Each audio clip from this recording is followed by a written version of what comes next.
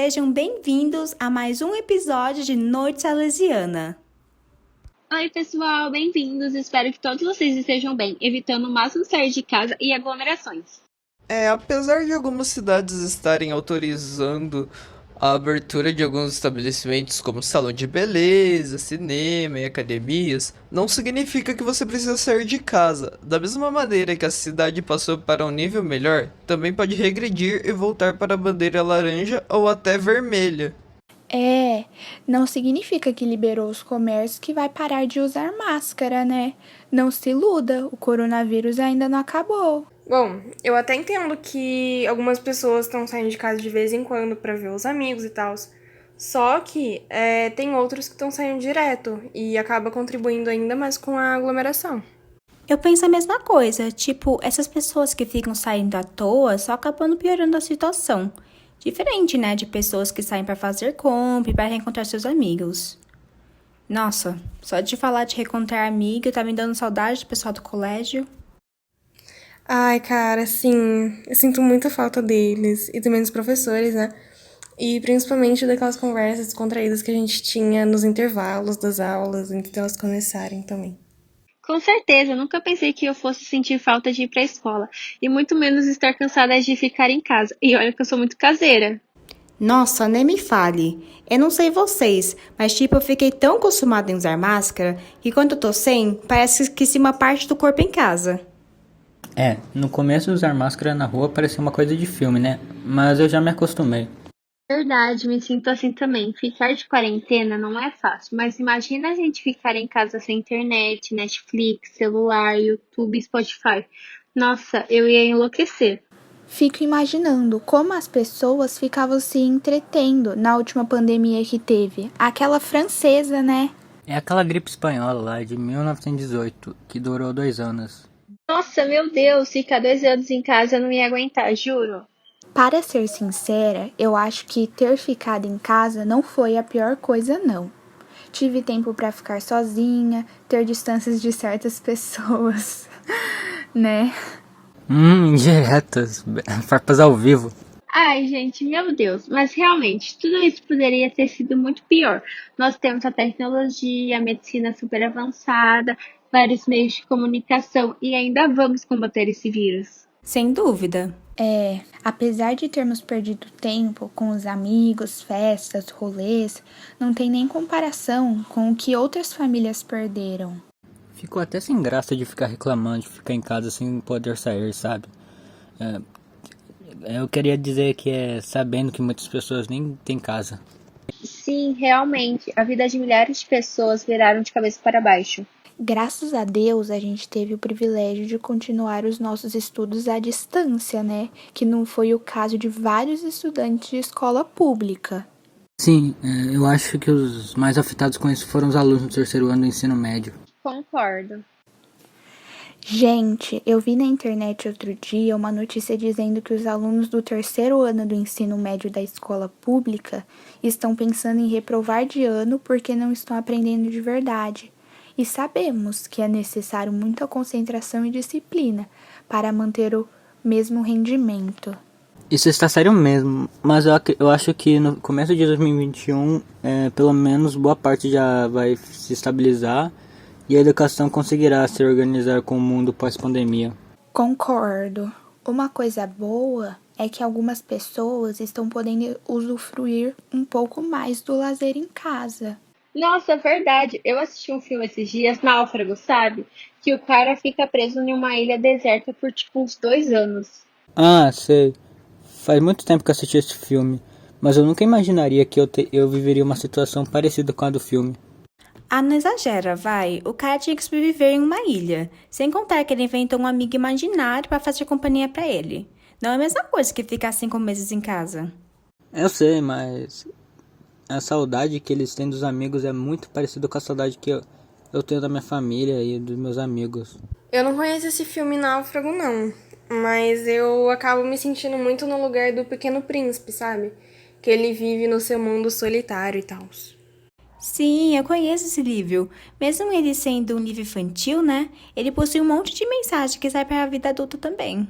Sim, esse livro nos faz refletir muito sobre a vida. É muito interessante como o autor usa os personagens para representar os 7 pecados capitais, que são ira, orgulho, inveja, luxúria, preguiça, avareza e gula. É, realmente o distanciamento foi muito difícil para a maioria das pessoas, mas infelizmente é a opção mais segura que tem, né? Com certeza, mas é o que a Carol falou no começo. Graças à tecnologia, podemos ter contato com as pessoas mesmo estando em casa. Não é a mesma coisa, mas é melhor do que nada. E sem contar que a pandemia super afetou a economia mundialmente. Tipo, não teve um país, basicamente, que não foi afetado por conta do isolamento, da pandemia, do vírus e tudo mais. Com certeza. Meu pai trabalha em uma fábrica, né?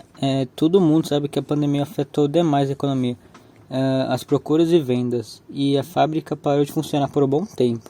Verdade, ainda mais lá no comecinho da quarentena, quando a gente não tinha noção de como tudo ia continuar. Os mercados até começaram a ficar vazios. Lembra que as pessoas começaram a fazer estoque? Acho que foi a época em que a situação estava mais crítica, no início do isolamento. Muitas pessoas estavam com medo. Acho que foi mesmo. Os mercados estavam um caos. As mercadorias não chegavam a tempo, aí o mercado acabava tendo escassez, né? Sim, a empresa do meu pai também perdeu muitas encomendas, contatos de muitos funcionários que foram mandados embora pela questão de que sem vendas nada funciona. Por dois motivos, os funcionários não têm o que fazer porque as vendas diminuiriam em escala absurda, então eles ficaram à toa, e o segundo motivo foi o corte de gastos necessário. Como o lucro era muito baixo, não podíamos ter os mesmos gastos que tínhamos, entende? Faz sentido, eu entendo esse lado da empresa. A economia do país, na minha visão, foi algo que decaiu absurdamente. Esses aspectos que você falou são realmente importantíssimos, porque nenhuma loja consegue seguir em frente desse jeito. Sem contar que os pequenos empresários tiveram um prejuízo enorme. A maioria não teve como se manter com essa estabilidade e acabou fechando. Também não foi muito melhor para as empresas maiores, obviamente, mas ainda assim a consequência foi consideravelmente menor. Exatamente, o número de clientes caiu consideravelmente e gerou muitos problemas e dificuldades para qualquer empresário, seja ele pequeno ou mais reconhecido. Apesar disso não ser culpa nossa, podemos dizer que está nas nossas mãos, sabe? Querendo ou não, isso é verdade, porque o nosso consumo de coisas menos necessárias caiu absurdamente. Não tá dando para ficar gastando com supérfluos quando a economia está tão instável. Muitos não estão conseguindo trabalhar, então como gastar um dinheiro que não temos, sabe? E isso, infelizmente, acaba afetando os produtores e vendedores. Ah, sei lá, é muito mais complicado do que aparenta. Sorte daqueles que têm condições de se manter por um bom tempo nessas condições tão difíceis. É verdade. Mas ainda assim a dificuldade é extrema para muitos. E a gente ainda é muito privilegiado de ter uma escola boa que tá se mantendo mesmo na pandemia, né? Ou, sei lá, ter comida na mesa todo dia, que muitos ainda não têm esse hábito diário, né? Então a gente tem que agradecer por não estar em uma situação tão desfavorável quanto essas pessoas. Falando em privilégio, 2020 foi sem dúvida palco para protestos contra o racismo, né? Ai, com certeza. Eu acho vergonhoso que esse assunto ainda tem que ser discutido em pleno século XXI. Nem me fale. A gente tem casa debaixo da água, mas ainda não temos igualdade entre etnias e gêneros. Bom saber qual é a prioridade do governo. Eu acho engraçado que os Estados Unidos investem milhões em mandar foguete para o espaço, com a esperança de descobrir novos planetas, quando nem consegue cuidar do seu próprio país direito. Talvez eles estão procurando outro planeta para poluir. Não, mas agora é sério. Tipo, eu acho que muitos brasileiros gostam de apontar o dedo na cara dos Estados Unidos, porque são eles que são os mais racistas e blá blá blá. Que, assim, é verdade, os Estados Unidos ainda têm muito caminho para andar. Mas isso não isenta o Brasil da sua responsabilidade para ele resolver o problema do racismo em seu próprio país. Eu sei que um de vocês já devem estar pensando, mas o Brasil não é um país racista. O primeiro passo para a resolução sempre é reconhecer o problema. Nesse caso, é importante primeiro reconhecer que o Brasil é sim um país racista. E essa luta é de todos nós, independente de você ser negro, branco, asiático, essa batalha é de todos nós brasileiros. Nem isso, nossa batalha é como terráqueos. Além disso, se você for uma pessoa branca, é mais do que essencial de você reconhecer o seu privilégio. E antes de alguns de vocês falarem, não quer dizer que eu sou branco, que tudo veio para mim de mão beijada. Não estamos falando que você não teve que trabalhar para conquistar suas coisas. Só estamos falando que tem certos desafios que você não precisou enfrentar só por causa da cor de sua pele. Olha, pensa assim, privilégio quer dizer que você não precisa carregar um peso a mais em suas costas, mas esse não é o caso de todo mundo. Por exemplo, se você for branco, você nunca vai ter que se preocupar de ser parado pela polícia na rua. E se você for homem, você nunca vai ter que se preocupar de ser violado na praça. Isso, senhoras e senhores, é privilégio. Mas calma aí, povo! Não estou esquecendo de mais alguma outra coisa muito importante que está acontecendo? O quê? Não estou me lembrando de nada. A queimada gigante no Pantanal, povo! Nossa, verdade! Mas é normal você ter esquecido. Infelizmente, ele está sendo muito pouco divulgado. Realmente, também acho que essa notícia não tá sendo divulgada o suficiente, não. E isso, apesar de ser uma coisa super séria, cara, tá afetando a vida de centenas ou mais de animais. E, consequentemente, a nossa também é super afetada. Verdade, que é estranho, né? Porque o que mais dá notícia é tragédia. Se eu ganhasse 1 centavo para toda vez que o Jornal Nacional me fez entrar numa crise de depressão, hoje eu estaria milionária. Por isso, hoje vamos encerrar o nosso podcast com uma mensagem positiva da Hannah Arendt, uma filósofa alemã de origem judaica mais influente do século XX.